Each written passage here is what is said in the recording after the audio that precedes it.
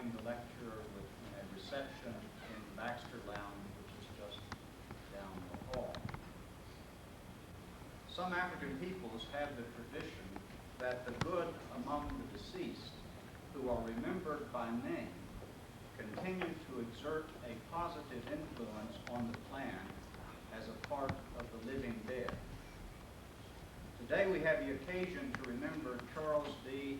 LaFollette and his good friend Eric Dean, the first Charles D. and Elizabeth LaFollette Professor in the Humanities, and for over 25 years Chair of the Philosophy and Religion Department and of the Humanities Division. In different ways, these two demonstrated how people of integrity who love a college move it toward excellence. The trustees established the LaFollette Lectureship to honor Mr. LaFollette for his distinguished service to the college in many ways as a trustee and for his constant encouragement of the humanities. He came to Wabash from Thorntown and went on to take an MBA at Harvard Business School, which school he served for a time as an assistant dean. He spent the rest of his life with Corning Glass Company, where he became financial vice president.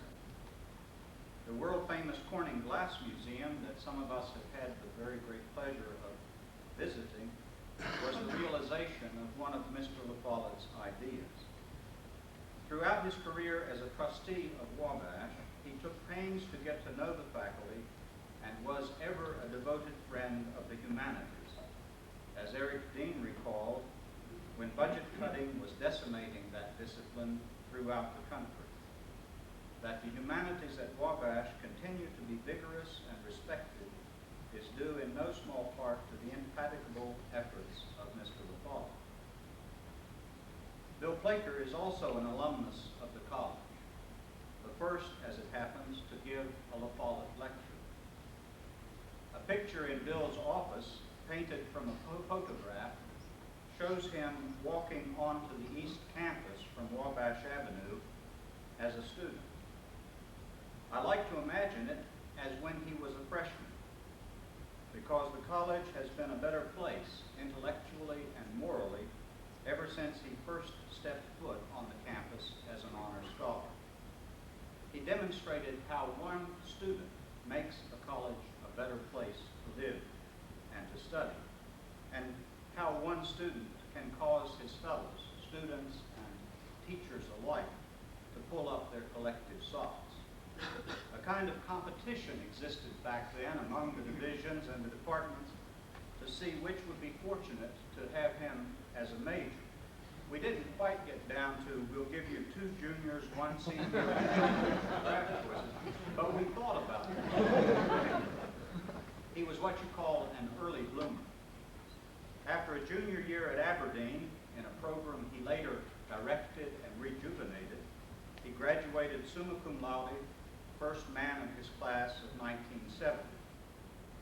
His graduate study on a prestigious Danforth Fellowship was at Yale, where his doctoral advisor was Hans Frey, a former member of this faculty. Bill interrupted graduate study for a year to teach for us, and was so successful that he returned to the faculty in 1974. He has received the McLean McTurnan Arnold Award for Excellence in Teaching, that in 1979. But the real accolade is the number of students and alumni who make their way to his office because they know that there they can do their thinking in the best of company.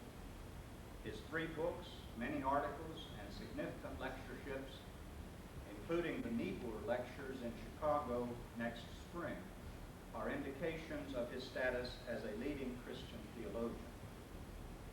As was the case with Mr. LaFollette in his endeavors, Bill has done as much as any faculty member to enhance the reputation of this college and to spread the fame of her honored name. Placher is heard more and more often in scholarly circles around the country, even though they sometimes say Placher or Placher or some variation in between. Those of us who goes to scholarly meetings take a good deal of pleasure out of correcting people in the halls and in meetings when they do that,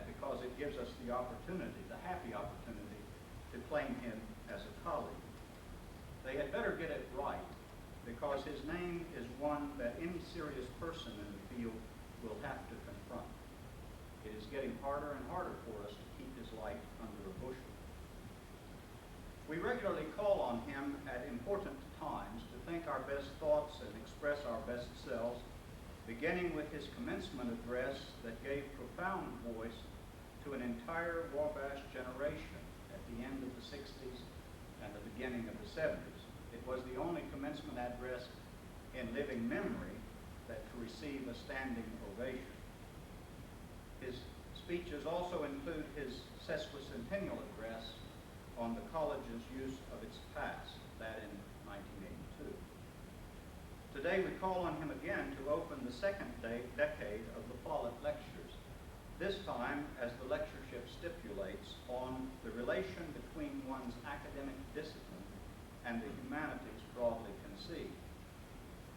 Nothing at Wabash has made me prouder than having Bill Placher as a colleague, or being able to invite him to present for us today the 11th LaFollette lecture on the peasant's shoes and the cross, Christian theology as subversive humanism.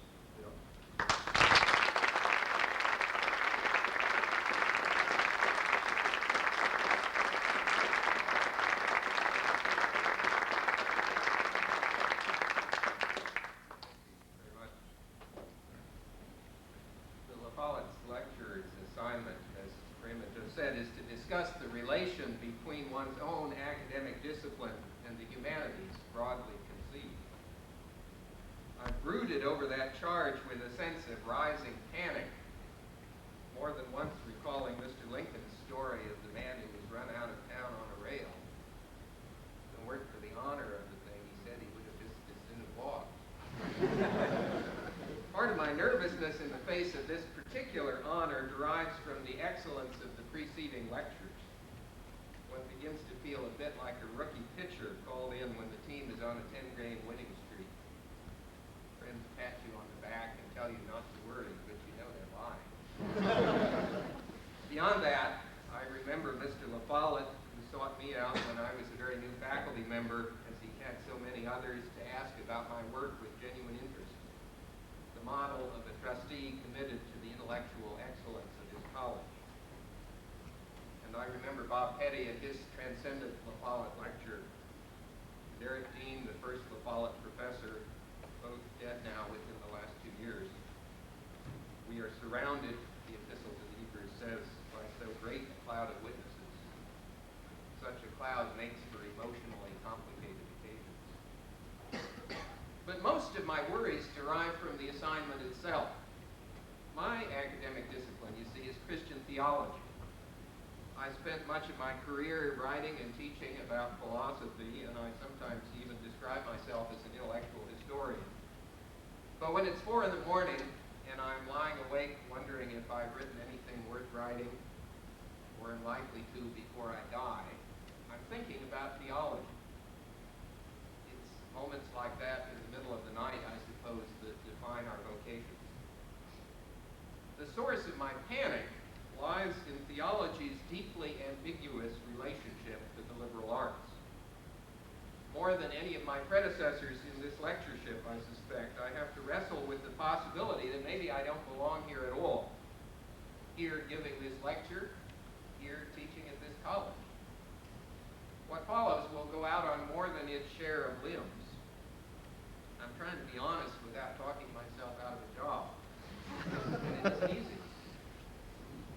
The Department of Religion is, I am fairly sure, the only department in this college established in the face of a clear negative vote by the faculty.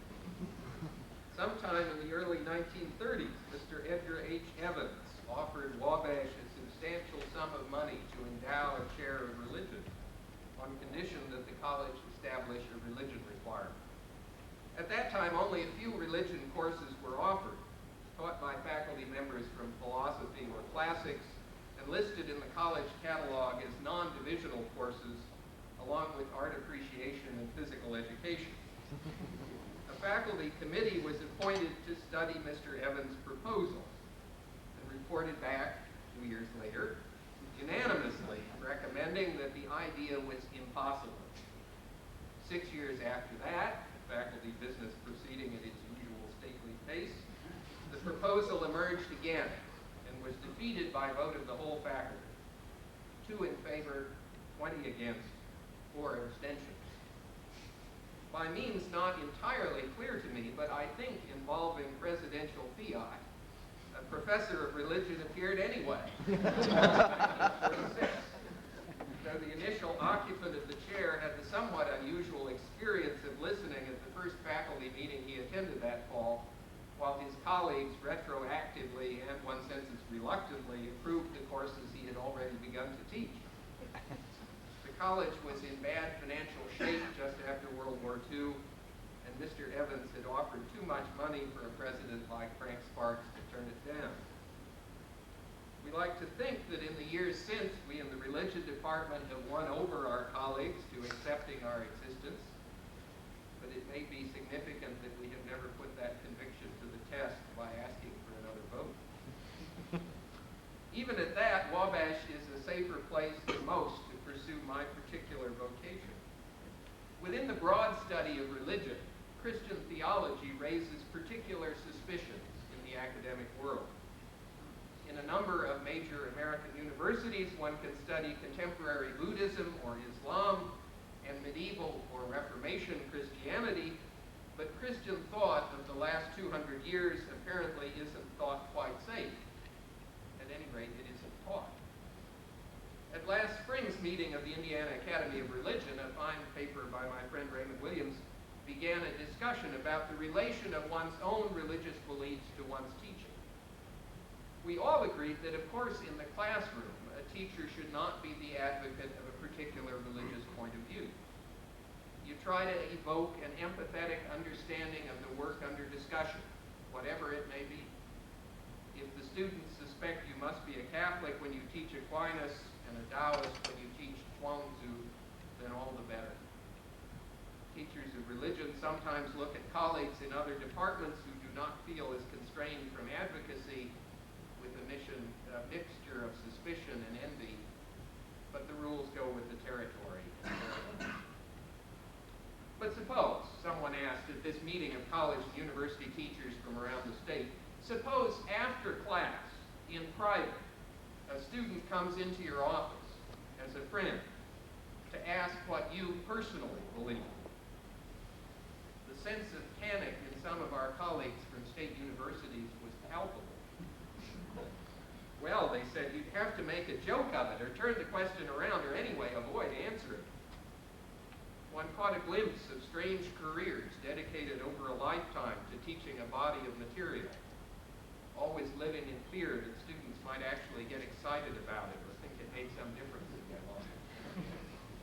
Yet all this was not for these colleagues' individual pathology, but the price of survival at their institution. Why does the Academy feel so uneasy about theology, and Christian theology in particular? No doubt we theologians have a lot of history to answer for. Theology once was, after all, the queen of the sciences, and an imperious monarch she must have been. We latter-day theologians can no doubt seem a bit like Eastern European Marxists, assuring everyone that honest folks, we now just want to be one party among others in a new pluralistic democracy. We can hardly complain if we encounter a degree of mistrust. On the other hand, the age of Christian theology's primacy in the intellectual world of the West is surely now long past, and theologians live at best on the margins of the contemporary university. Those familiar with these series will know that margins is a good place to be. Christian fundamentalists are, I suspect, the only group of students one can now subject to public ridicule and win approbation from one's academic colleagues. In public secondary education or local politics, matters may be different. But if intellectual imperialism threatens the academy these days, the danger does not come from theology. So that history of theology's earlier dominance cannot be the whole story. Misunderstanding, no doubt, also plays a role. Many academics turn from church or synagogue sometime in early adolescence, and their image of religion remains what they learned in fourth grade Sunday school.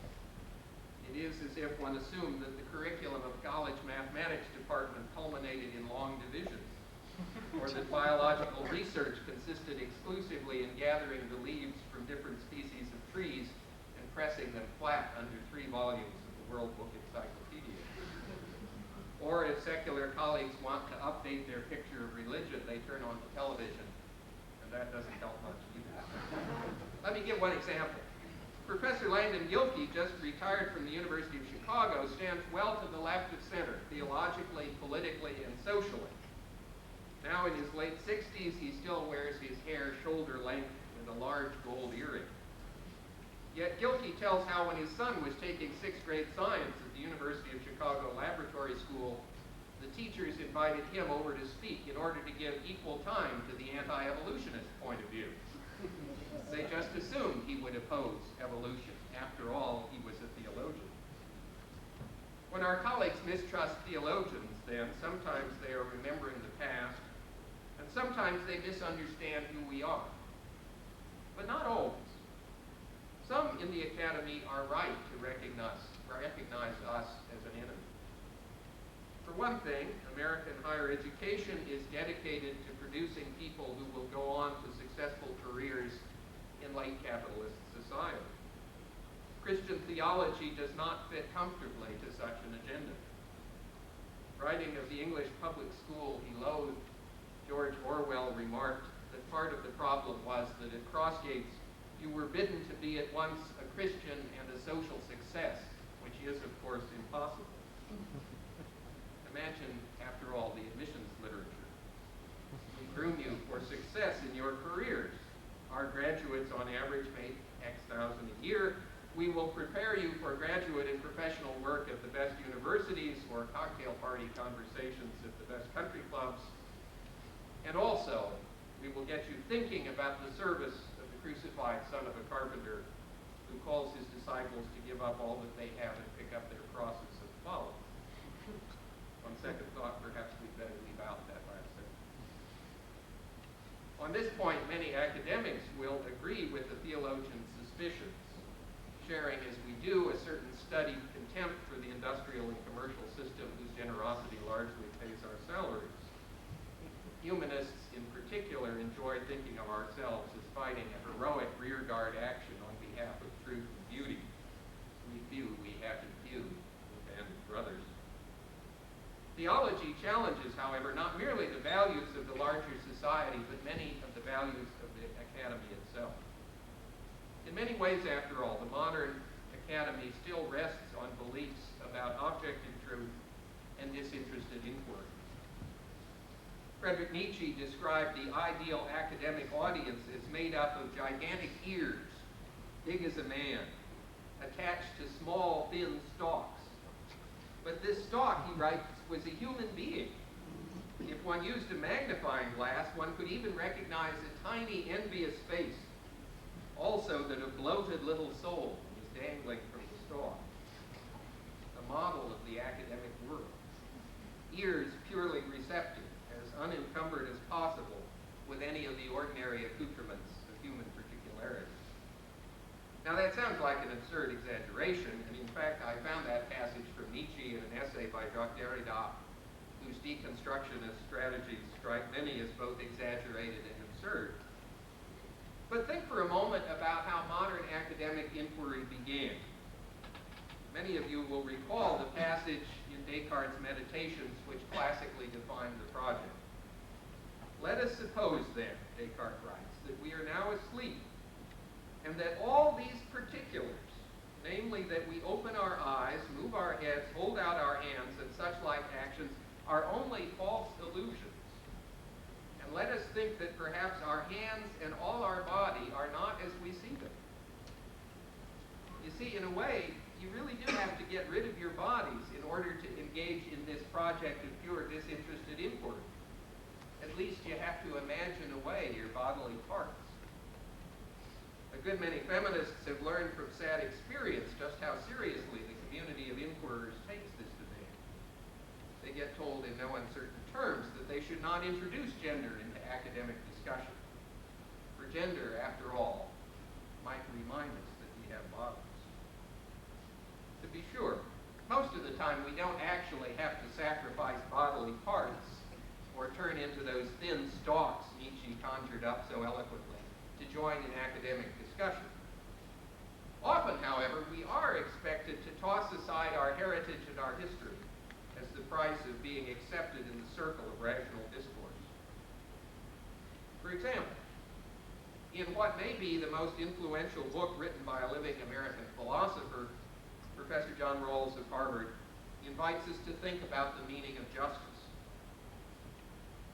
How do you decide what's just, what's fair? The way to do it, according to Rawls, is to imagine yourself in a hypothetical original position behind what he calls the veil of ignorance. In that odd position, you can't know your own religious beliefs or value preferences or race or gender or social class. And therefore, Rawls says, you can be objective, you can be fair. As a number of his critics have asked, the question is whether so defined and limited you can be a human person capable of rational decisions at all. At minimum, Rawls has to claim that my religious beliefs and the other traditions within which I normally operate are extraneous, irrelevant to my essential self, the I that makes moral decisions. Suppose someone says, given my religious faith, I think that all human activity ought to aim at the one goal of serving the glory of God. So I can't make moral decisions in abstraction from my religious beliefs. Such a view, Rawls says, in a remarkable passage, cannot be disproven, but it still strikes us as irrational or more likely as mad. Strikes us.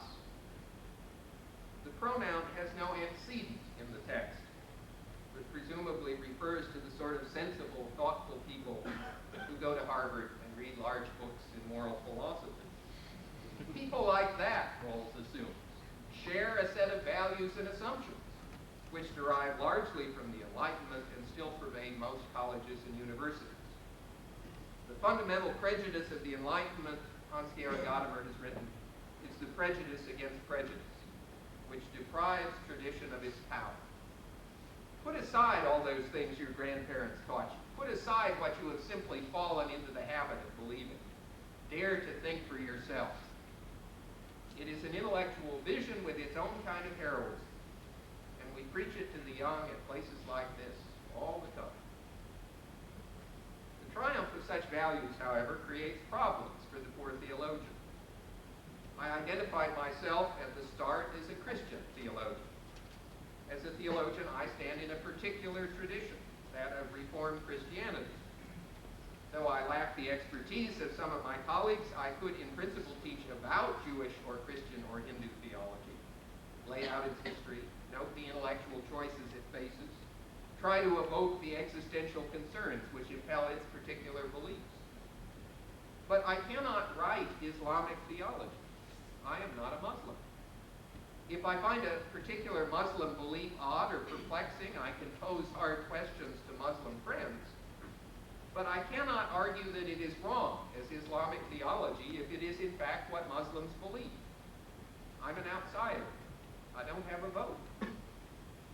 Theology, therefore, keeps pressing home the fact of particularity. When you speak, when you think, you always stand somewhere. And the place you stand helps to shape what you see. Theologians know that down to their bones. Some of you will want to argue that you know it too. After all, the contemporary academic world hardly needs to hear the news of the end of the Enlightenment and the triumph of perspectivalism from theologians. We live in a postmodernist time, and literary critics, artists, and social theorists line up, eager to tell us that Nietzsche was right and there is no objective truth. Professor Alan Bloom has even made himself rich and famous with a book decrying the triumph of postmodern relativism in the contemporary American Academy. And yet I wonder, as I listen to Wabash students on their consorals, I'm struck at how many of them think they've been taught a body of truths about their major field. Truths proven once and for all at the bar of reason. If the the topic turns to religion, as sometimes my presence may encourage it to do, some of my colleagues will be condescending and a bit horrified if the student suggests that his own faith represents the truth. But those same colleagues often seem sure enough of the truth of their own academic faiths. Even a particular form of cultural relativism, oddly enough, seems to be considered proven once and for all, objectively, no doubt through careful statistical research. Nietzsche hauntingly pictured a world in which God was dead, but life went on exactly as before because no one had noticed. So we sometimes seem to live in an academic world in which objective truth is dead, but life goes on exactly as before. Your paper, young student, we write in the margin, did not fully grasp the consequences of a world in which all truth is relative. C+. Even in the humanities, more buffeted by the winds of postmodernist particularity, theology remains a special case. Part of the difference, I suspect, is institutional. Deconstructionist literary critics can distance themselves from academic norms of rationality, but they have no alternative home outside the academy. No club downtown next door to the VFW, gathering once a week for bingo and discussions of Derrida and Stanley Fish. They may scatter irony like buckshot around academia from time to time, but we all know that in the end they have nowhere else to go. It may all seem a bit silly as seen from over in the School of Engineering, but no one thinks it's dangerous. But theologians do have another institutional home. There are several churches downtown, meeting once a week. And that makes me seem like a dangerous character with another potential base of power. Such questions, of course, do not arise only about Christian theologians. The best recent account of the theological issues I have been describing here, in fact, was written by a Jewish theologian, Michael Wishgrad, in his remarkable book, The Body of Faith.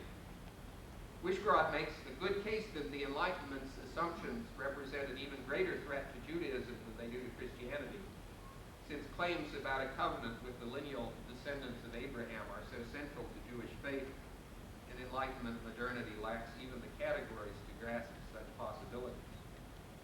For that matter, the secular American press seems incapable of acknowledging the possibility of deep commitment to Islam that would not fall at once into every excess of Saddam Hussein. Enlightenment rationality just can't make sense of people whose religious faith shapes everything they see and do. And it mistrusts the people it can't understand. The issue needn't even be religion. African American scholars and feminists and Marxists who identify their primary loyalty as resting with a community other than the academy make the academy very nervous. Just as Christians make the academy nervous when they say that their primary loyalty, even their primary intellectual loyalty, is to the church. We're supposed to be pursuing rational inquiry here. And those who think and live within a particular community that shares a common faith that shapes their vision of the world and don't apologize about the fact, raise suspicions about their rationality.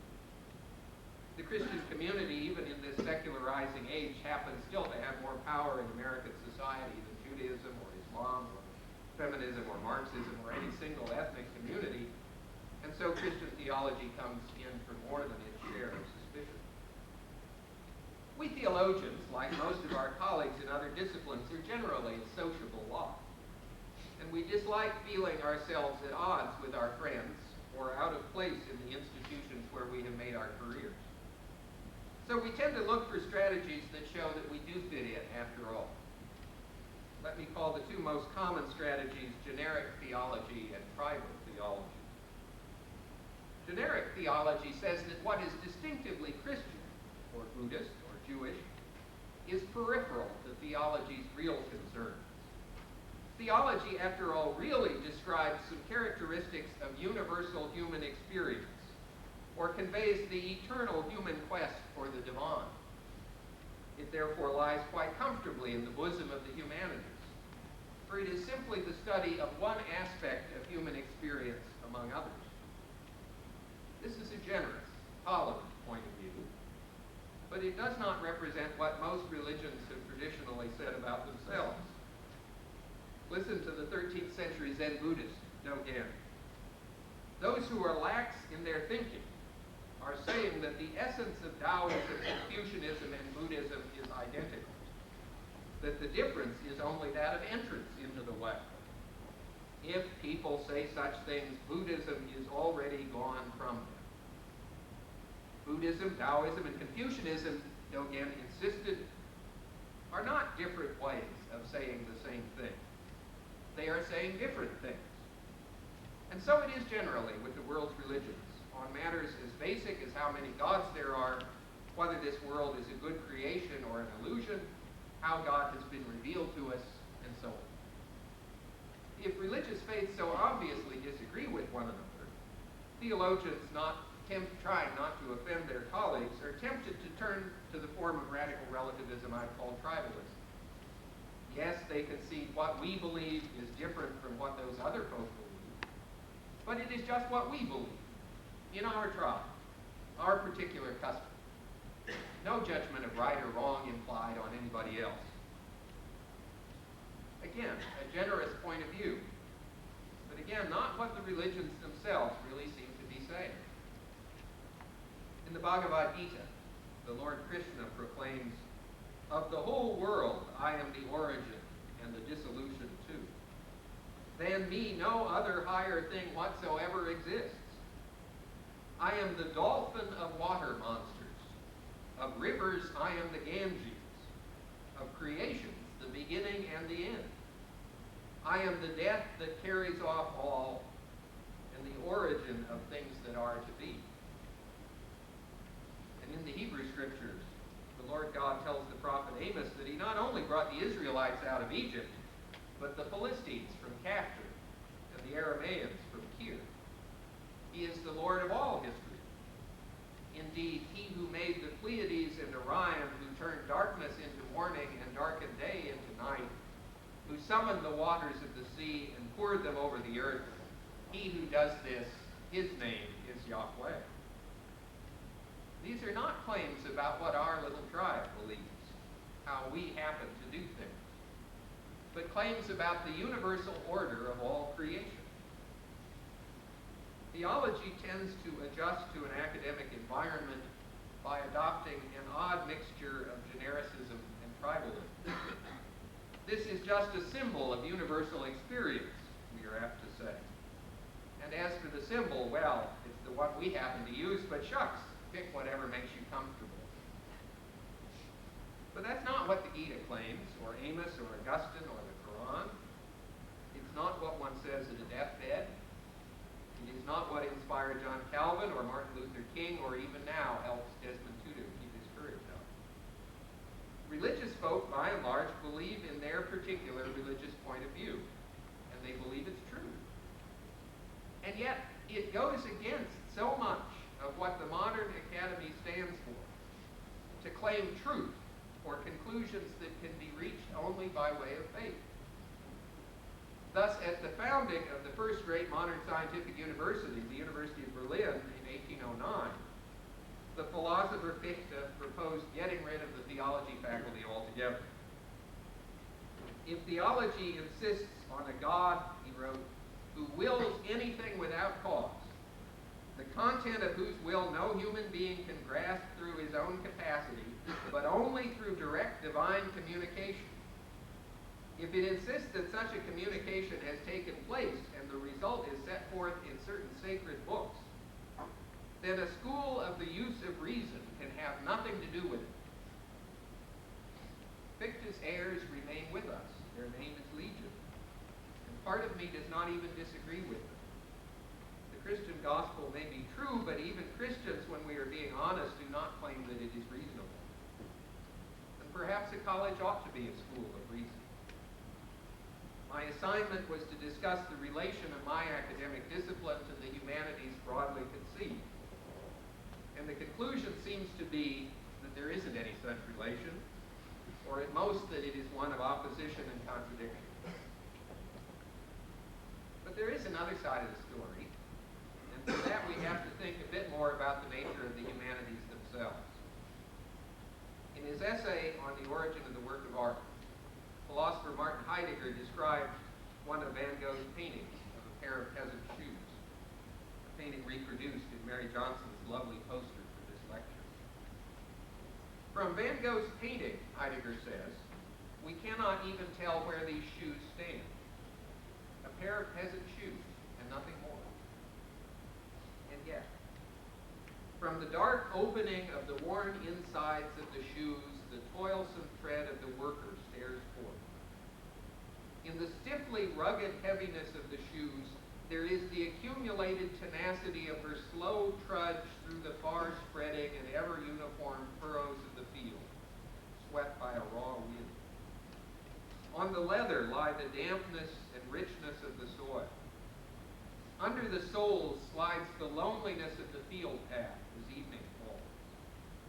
This equipment is pervaded by uncomplaining anxiety as to the certainty of bread, the wordless joy of having once more withstood want, the trembling before the impending childbed, the shivering at the surrounding menace of death. Perhaps, Heidegger observes, it is only in the picture that we notice all this about the shoes. That conclusion reminds us not only of Heidegger's own tragic inability to see people and events around him with the insight he brought to history of the arts, but also a crucial role of the arts and the humanities generally in our lives. When geniuses paint an ordinary scene, they make us see the wonder of what lies before us every day. In such matters, I think the humanities have sometimes taken a bum rap on a charge of elitism. You know how the argument goes. The history of philosophy, literature, the art concerns a few educated members of the leisure class. If you want to get in touch with the people, do social history. And yet too often, the rigorous social historian gathers statistics that precisely preserve the elitist, distant academic observer's perspective on the poor and the downtrodden. All the numbers about the condition of the working class in England in the 19th century, all very well. But if you want to know how it felt to be a boy in a blacking factory, read Dickens every time. I do not claim that calling our attention to such particulars is the only function of the arts. That would be too narrow in any event, and it might seem unduly to favor nature, poetry, realistic narrative, and representational art. Actually, I'm not sure that such a way of thinking about the arts would be as narrow as it might seem. Some non-representational painting and sculpture certainly calls our attention in a new way to color and space. For that matter, to take the extreme case, when John Cage writes a musical composition which calls for the pianist to sit silently at the keyboard for 4 minutes and 33 seconds, the music consisting of the audience's coughs and whispers and whatever other sounds may occur in the auditorium.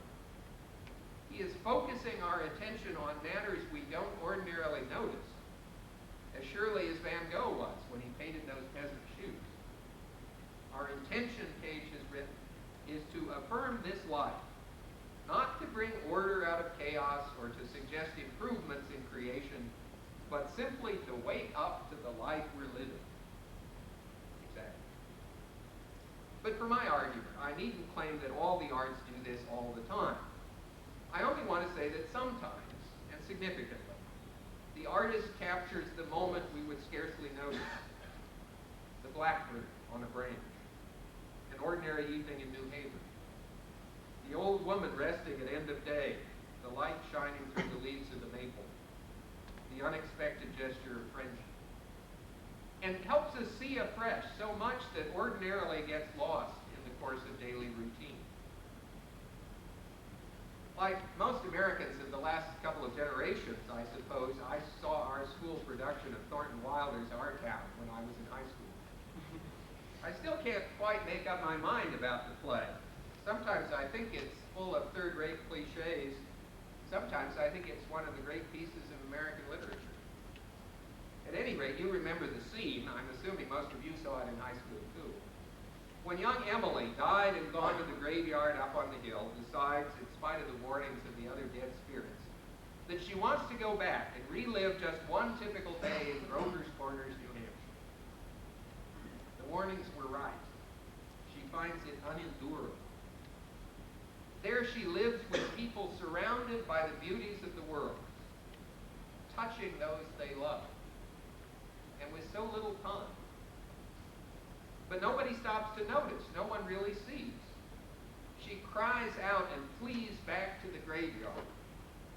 Do any human beings ever realize life while they live it every minute, she wonders? And the stage manager laconically replies, no.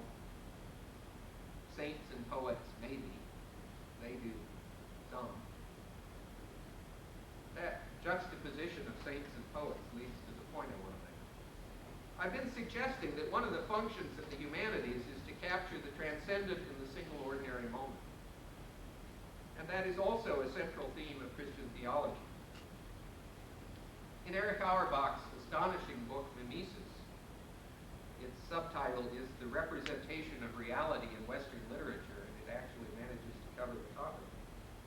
He talks about the rule of separation of styles in classical literature. For the Greeks and Romans, he says, tragedy was reserved for kings and queens and warriors. Only their lives could have real importance. Merchants and peasants, the home and the shop. By an absolute rule, these can appear in classical literature only as the stuff of comedy. Then Auerbach considers the story of Peter's denial as described in the Gospel according to St. Mark. You remember the scene. Jesus has been arrested and led off to the high priest's house. Peter follows at a distance and nervously hovers in the courtyard. It's a cold night, evidently, and he comes out of the darkness to warm himself by a fire. When one of the serving maids recognizes him, "You were there too, with this man from Nazareth, this Jesus," she says. But he denied it. "I know nothing," he said. "I do not understand what you mean." And twice more accusations, and twice more denials. The last cried out with curses and an oath. "I do not know this man you speak of." Then the cock crowed a second time. And Peter remembered how Jesus had said to him, "Before the cock crows twice, you will disown me 3 times." And he burst into tears. A fisherman, a serving man, a fire in the courtyard, a political prisoner up for investigation in a provincial capital. Viewed superficially, Auerbach writes, the thing is a police action and its consequences. It takes place entirely among everyday men and women of the common people. Anything of the sort could be thought of in antique terms only as farce or comedy. Yet this story makes it the stuff of high tragedy. For the prisoner is the Son of God, and the fisherman has been given the keys of heaven. The disciple who denies his Lord finds in the moment of betrayal the possibility of repentance. And Peter's soul, the church, and the shape of 1,000 years and more of European history hang in the balance. The Gospels break with the rules of classical literature is not here, I think, accidental. The first Christians had to find a new way to say the new thing they wanted to give testimony to. They were talking about the ordinary moment when the creator of the universe entered history. It's the story of an unwed mother and a family without a place to sleep for the night in a land under military occupation. And Christians claim it's the story of the incarnation of God.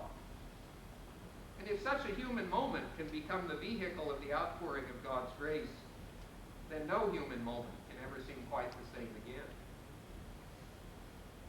If the humanities call our attention to the transcendent importance of the ordinary moment, then Christian theology feels right at home among them. I'm not making in this respect any claims for Christianity's uniqueness.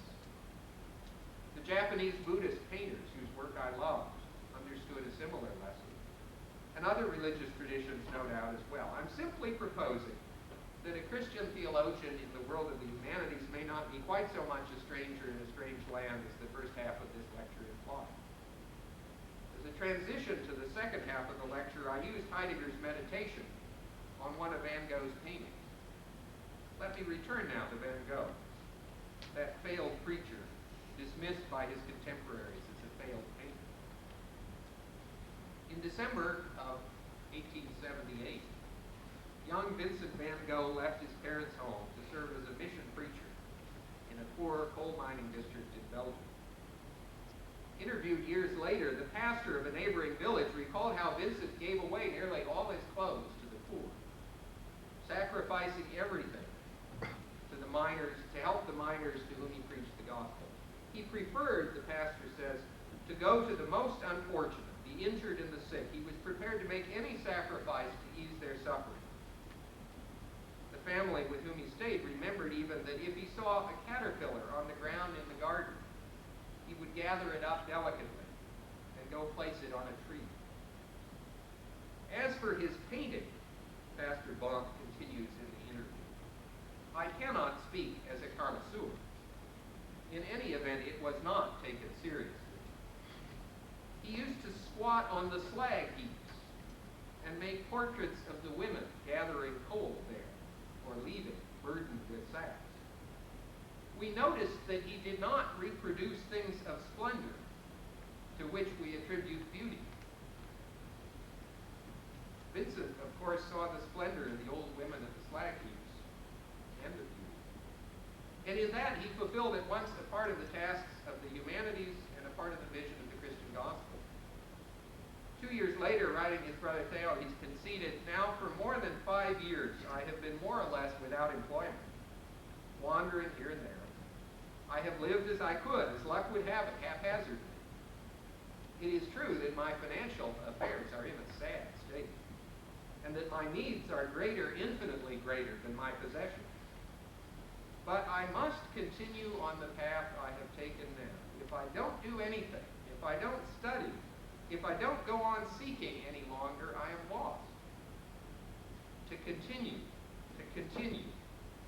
that is what is necessary. With evangelists, it is the same as with artists. With evangelists, it is the same as with artists. Saints and poets, maybe, Thornton Wilder said. Both evangelists and artists must continue, whatever the cost, on a path that recovers visions of beauty and wonder most of us scarcely notice. In that sense, Christian theology belongs very much within the humanities. So, where does that leave us? I've made an argument that Christian theology doesn't have much to do with the academic world of the humanities, and another that it fits right in. I might as well warn you that I don't intend to resolve that paradox. Don't go home saying I forgot to tie the two halves of the lecture together. The point of the lecture, in a way, is that the two halves don't tie neatly together. A Christian theologian teaching in a liberal arts college lives within the tension of those two conclusions. And maybe not such a bad thing either. Journeys, after all, are often more interesting than destinations. Living with ambiguities is more intriguing than resolving. The value of living with unresolved ambiguities is itself, of course, one of the lessons we learn from the humanities. In proclaiming the dangers of theology as a profession, I concede that I may have made the humanities themselves sound too safe. I suspect it's significant that most of the heroes of the humanities, from Socrates to Van Gogh to Sojourner Truth to Wittgenstein to Joyce, wouldn't really feel comfortable in the academy either. Only after they're safely dead can we descend upon them with footnotes. I do not even claim that the academy itself is a place dedicated altogether to safety. We take our chances too, as students and teachers, asking hard questions without knowing where the answers may lead us, pushing inquiries forward where what we learn might change our lives in unexpected ways. Indeed, I suppose that if a subject matter seemed altogether safe and unthreatening, that would be a good reason for eliminating it from the curriculum of a liberal arts college. So let us take our chances together. I'm willing to do it. The intellectual chance that Christian theologians take lies principally in what Paul Ricoeur calls making a wager on a particular text. We assume that if we place ourselves within the world rendered by the Bible, then our world and our lives will start to make sense. In practice, then, what theologians at my brand do is to reflect on Bible stories. So let me conclude by doing just that. In chapter 2 of Matthew's Gospel, we meet these mysterious characters, the Magi. As is often the case with Scripture, what the story leaves out is the most interesting part. We don't know who these Magi were. Some translations render them wise men, some astrologers. Garrison Keillor tells of the Lutheran pastor up in Minnesota who singles them out as the characters in the Christmas narrative with the closest potential link to his congregation. Since they are the only people in the story who are not explicitly identified as either Jews or Romans, they are the only ones who just might have been Norwegian. Well, we don't know. But the story says that they followed a star in search of a king, and came to the land of Judea and went to the palace of Herod. There the scholars of the law sent them off to Bethlehem in accord with prophecy, and sure enough, the star which they had seen at its rising went ahead of them until it stopped above the place where the child lay. I've always wondered if the star led them to Herod's palace. I don't think so. My guess is that wise men in search of a king, then and now, close to their destination, wouldn't bother anymore with stars and dreams, but would head straight to the royal palace, the center of power. Human wisdom understands the quest for power, but cannot imagine the kind of love that would lead infinite power to humble itself to birth in a manger. Such love is so wise that we in our sin can see it only as folly. But even in a singularly corrupt court, the Magi found someone to read the scriptures to them. And so they resumed their journey and found their star again and ended up at a stable, their proper destination. A cold coming we had of it, T.S. Eliot imagines one of them saying years later in old age back at home. A cold coming we had of it, just the worst time of year for a journey, and such a long journey. The ways deep and the weather sharp, the very dead of winter. And the camels galled, sore-footed, refractory. At the end, we preferred to travel all night, sleeping in snatches, with the voices singing in our ears, saying that this was all folly. All this was a long time ago, I remember. We returned to our places, these kingdoms, but no longer at ease here in the old dispensation. The Academy and Christian theology do not have the same ultimate values. Sometimes our paths will diverge. The goals of even a good liberal arts college strike me as inevitably inadequate to the full meaning of human life. And many of you suspect that the goal I am seeking lies somewhere to the west of Never Never Land. You will find the likes of me uncertain allies, and we for our part must dwell in places such as this as pilgrims, strangers whose home lies finally elsewhere. Fair enough. Let's at least be honest about it.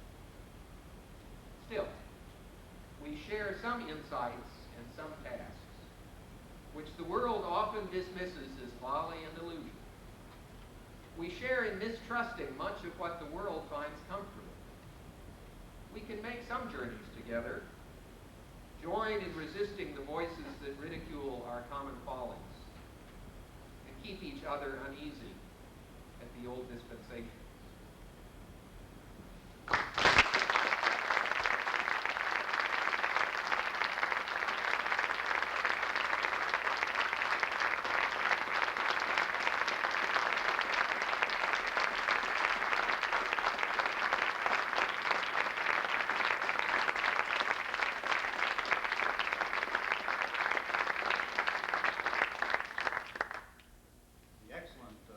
LaFollette lectures of the past have served us best when they have begun a discussion.